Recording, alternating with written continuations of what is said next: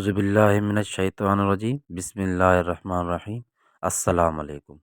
Learning with NMS official YouTube channel ते तव्हांखे भलीकार चऊं था।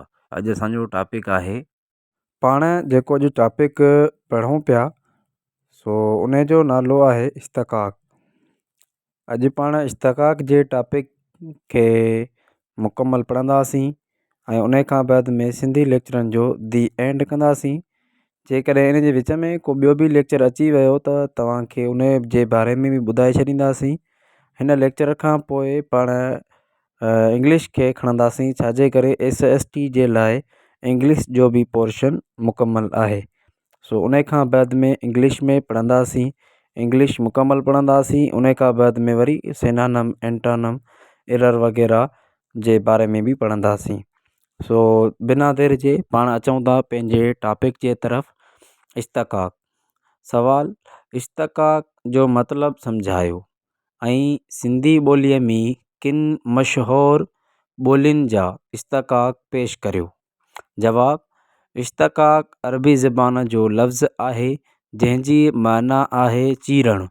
आम तौर ते कंहिं बि लफ़्ज़ जे चीरण या उन जी असलियत खे जांचण लाइ जेके कुझु मालूमात पेश कबी आहे उन खे इश्तिक़ाक़ चइजे थो।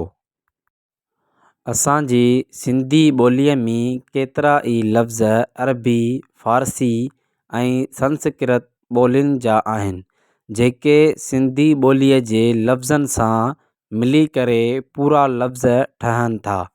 उन्हीअ करे कोशिशि करे उहो ॾिसणो आहे त अहिड़े क़िस्म जे मिलियल जुलियल लफ़्ज़नि जा इश्तिक़ाक़ मालूम करे उन्हनि जे हक़ीक़त मालूम कजे। इश्तिक़ाक़ मालूम करण लाइ लफ़्ज़नि खे ॾिसणो पवंदो।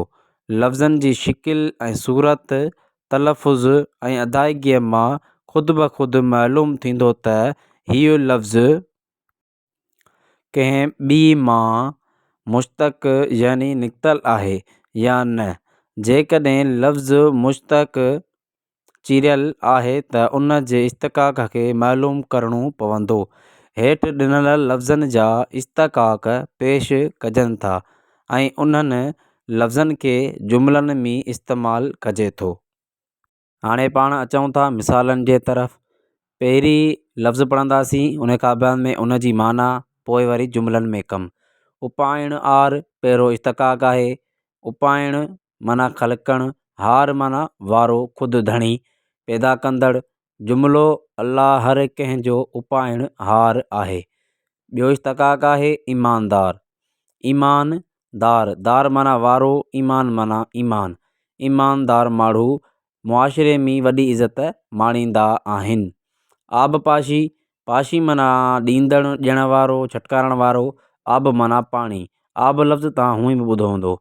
छटकारण, आबपाशी खातो पाणीअ जे इंतिज़ाम खे संभालींदो आहे। टियों नंबर आहे आग बूट। आग माना बाहि, बूट माना ॿेड़ो, पाणीअ वारो नंढिड़ो जहाज़। इन्हनि जी माना निकिरे थी पाणीअ वारो नंढिड़ो जहाज़। जुमिलो आग बूट अॻे हलंदा हुआ। अॻे जहाज़ हलंदा हुआ, तव्हांखे ख़बर आहे, पाणीअ वारा ॿेड़ा हलंदा हुआ, उन्हनि खे आग बूट चइजी सघिजे थो। चोथों नंबर इश्तिक़ाक़ आहे बैतुल मुक़द्दस। बैत माना घर, मुक़द्दस माना पाक, पाक घर। बैतुल मुक़द्दस मुसलमाननि जो पहिरियों क़िबलो हो। बैतुल माल, बैत माना घर, माल माना दौलत, ख़ज़ानो। बैतुल माल मुसलमाननि जो हिकु अहम माली इदारो हो। छहों नंबर तंदुरुस्ती। तंदुरुस्ती तन, बदन, जिस्म। दोस्त, ठीक, सही, जिस्म चाक, चङो भलो। जुमिले में इस्तेमालु तंदुरुस्ती हज़ार नेमत आहे। हिन खां बाद में बि अलाए काफ़ी इश्तिक़ाक़ आहिनि। जीअं त मूं तव्हांखे अॻे पोइ लेक्चर में ॿुधायो हुयो त जेके इस्तलाह आहिनि उहे बि मूं वटि मौजूदु आहिनि PDF में। हूअं बि किताब में आहे, पर त माण्हू अॼुकल्ह तरक़ी जे लिहाज़ खां मतिलबु PDF ठाहे रखे थो, पोइ WhatsApp वग़ैरह ज़रिए माण्हुनि वटि पहुचाए थो। सो उन वांगुरु इस्तकाक बि उहे बुक में आहिनि, पर असां पंहिंजी कैमरा जे मतिलबु मदद सां PDF ठाहे छॾिया आहिनि, जेके जंहिं बि दोस्त भाउ भेण या कंहिंखे बि ज़रूरत आहे त उहो फ्री में असां खां WhatsApp ज़रिए वठी सघे थो। असांजा नंबर WhatsApp में बि ॾिनल आहिनि, ग्रुप में बि ॾिनल आहिनि, हर हंधि फैलियल त आहे हर शइ, पंहिंजा ग्रुप आहिनि उन्हनि में बि हर शइ मौजूदु आहे। अगरि कंहिंखे ज़रूरत हुजे इश्तिक़ाक़ या इस्तलाह या ॿिए कंहिं बि मसइले जो हल असां खां ज़रूरु पुछंदा। उमेद आहे त तव्हांखे हीउ वीडियो पसंदि आयो हूंदो।